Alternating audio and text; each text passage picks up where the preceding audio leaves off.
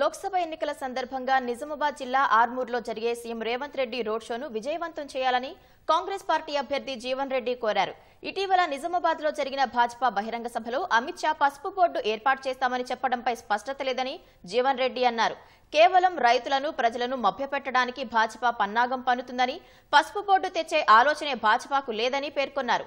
బోధన్లో Congress party ఆధ్వర్యంలో చక్కెర కర్మాగారాన్ని ఏర్పాటు చేసి రైతులకు తాము అండగా నిలబడతామని ఈ సందర్భంగా తెలిపారు.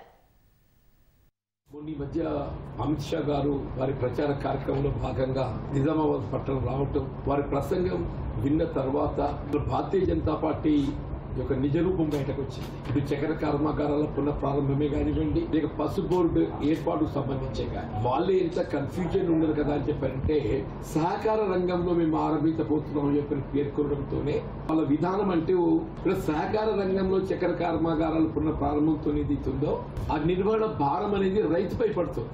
అంబానీ అదర్ లాంటి వారికి ఏదైతుందో ఎన్పీ అకౌంట్ నెపంతో లక్షలాది కోట్లు వాళ్ళకి ఏదైతే మాఫీ చేస్తుంది. రైతుకు రుణమాఫీ చేయాలంటే మాత్రం స్పందన లేదు. అట్లా వ్యవసాయ కూలీలు ఉపాధి హామీ పథకానికి సంబంధించి కూడా 100 రోజులు అనేది ఏదైతుందో కేవలం వర్కింగ్ డేస్ కే పరిమితం కాకుండా కూలీతో ముడిపెట్టే విధంగా కాంగ్రెస్ పార్టీ కమిటీ ఉందని చెప్పండి.